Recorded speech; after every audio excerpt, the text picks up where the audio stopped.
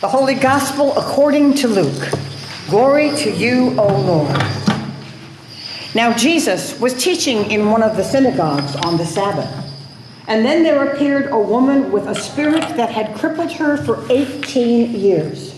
She was bent over and was quite unable to stand up straight. When Jesus saw her, he called her over and said, "Woman, you are set free from your ailment." When he laid his hands on her, immediately she stood upright and began praising God. But the leader of the synagogue, indignant because Jesus had cured on the Sabbath, kept saying to the crowd, "There are 6 days on which work ought to be done. Come on those days and be cured, not on the Sabbath day." But the Lord answered him and said, "You hypocrite! Does not each of you on the Sabbath untie his ox or his donkey from the manger and lead it to water? And not this woman, a daughter of Abraham, whom Satan bound for 18 long years, be set free from this bondage on the Sabbath day?" When he said this, all his opponents were put to shame, and the entire crowd was rejoicing at all the wonderful things being done by him. The Gospel of the Lord. So, some years ago, I read an article on today's Gospel by Dr. David Losey, whom I think many of you will remember is my favorite contemporary theologian, because I mention it pretty much every time I use him as one of the sources for my message. So Dr. Losey was looking at this passage and wanted to remind us that there are 2 sides to every story, especially this story. So we're going to take some time and consider the viewpoint of each of the 2 main characters, not Jesus, but the 2 main characters besides Jesus. We'll start with the leader of the synagogue, because he's the most challenging of the 2. But if we do a sympathetic reading of his character, and it's crucial to do that because it helps us to enter into the story more fully. We don't just look at, ew, icky, bad person, how mean can he be? But let's think about this guy for a while, because he offers a clear and compelling reading of the law. In other words, he's right. You're not supposed to do any work, including healing or curing or casting out spirits or whatever, on the Sabbath.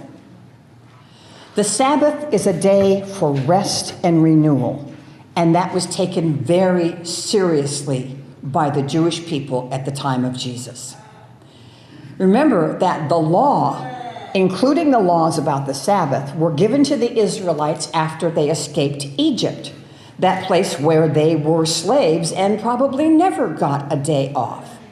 So to be actually commanded to rest, to set aside 1 day of the week to rest their bodies and their livestock and retreat for a time of renewal and prayer and worship, this was amazingly wonderful news to this previously enslaved people. You know, we might be better off if we took the concept of Sabbath more seriously. We aren't slaves, but many have to work long hours and sometimes more than one job to make ends meet. And many more of us are finding it difficult to disconnect from work. Work emails or texts seem to come 24/7, sometimes even phone calls. Oh, we need to have a quick meeting. Life at all levels of the economic ladder is both hectic and demanding. Everyone needs Sabbath time. This is what the leader of the synagogue is worried about. Once you start making exceptions for this reason or that reason, pretty soon no one is really keeping the Sabbath, and it's lost its point altogether. And it's not just the Sabbath. The whole law is like that. Keep making exceptions to the law, and it's not really a law anymore. It's more of a suggestion. One of my favorite comments when driving is like, "Excuse me, the lane lines are not a suggestion." You know, you're supposed to stay between them. So it has, in that way, no power to preserve and protect us. And I think sometimes that we agree with this leader, not about the Sabbath itself, but most of us have laws that we think are particularly important, and we get nervous if we see people not respecting them. I guess staying within the lane lines is one of them for me, because I feel personally endangered when someone on this lane, on this side, wants to be in my lane, or at least doesn't care whether they're in my lane, and over here I have a concrete K-rail. I have nowhere to go. So maybe it's little things like, well, we should only eat organic foods, or no, my child's bedtime is my child's bedtime, or refusing to take any calls on your day off, or not singing Christmas carols during Advent. Okay, maybe for some that's not such a little thing. It might be a larger issue, like people who break the law, commit civil disobedience, because they feel that laws are unjust, that actions are being taken that are unjust, and they are going to demonstrate in a way that violates this law because they're protesting this law. Whatever we believe, there are laws that we feel we should all keep, period. And if you don't know, and if you don't, who knows what's going to unravel next? It's the old slippery slope argument.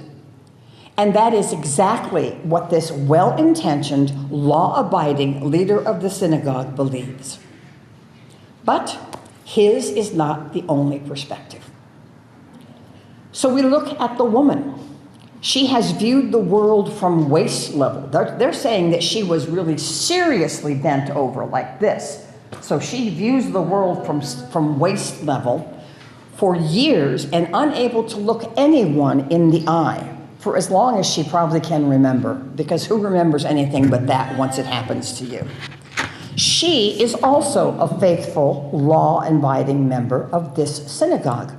I mean, she's there on the Sabbath day, in spite of her condition, worshiping with her community.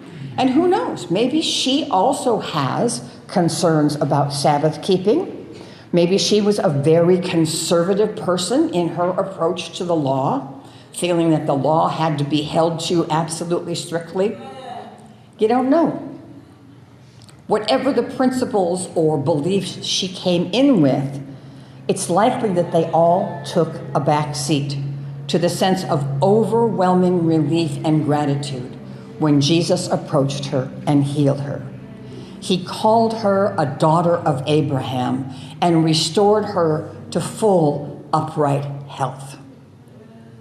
What were those first breaths of air like, taken in by lungs that were no longer cramped from stooping over? And whose eyes did she first meet when she stood up straight for the first time in maybe anyone's memory?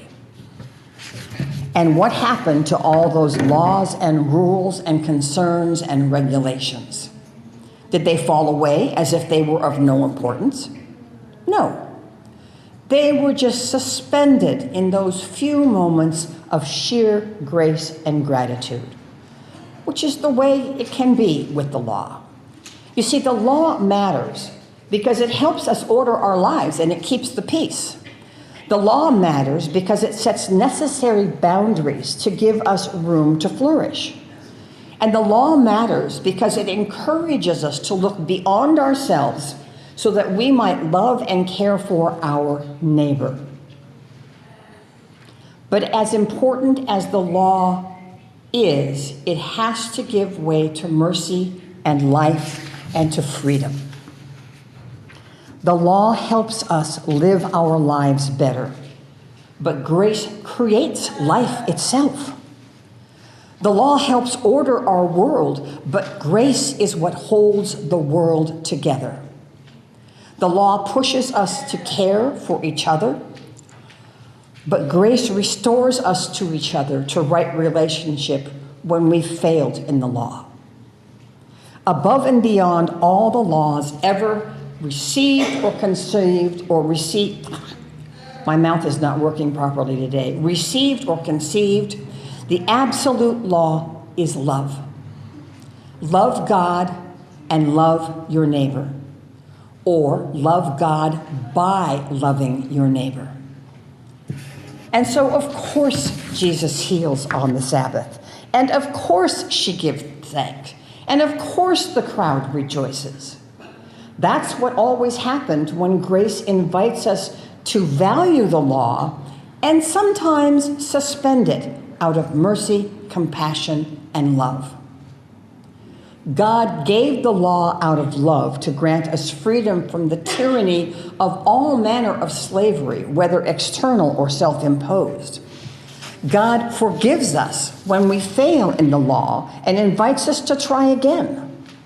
And finally, God insists that the law does not and will not have the last word, for there will always be times when the law must bend to compassion and love. We have to, because of this, we have to resist the urge to assume that we know the law better than others. We're called to sympathize with those who are living in very different realities than ours and wonder how Jesus is inviting us to release others from bondage and set them free, even if it means suspending or revising, I like that revising part, our sense of the law. And this last part can be scary. When do we insist on law, and when do we suspend it? For whom? Will things fall apart if we get it wrong? That's the way it is with love. No guarantees, no assurances of having it turn out the way we think it's supposed to. No absolutes. Except this: the God who gave the law out of love continues to love us and all the world, no matter what. Amen.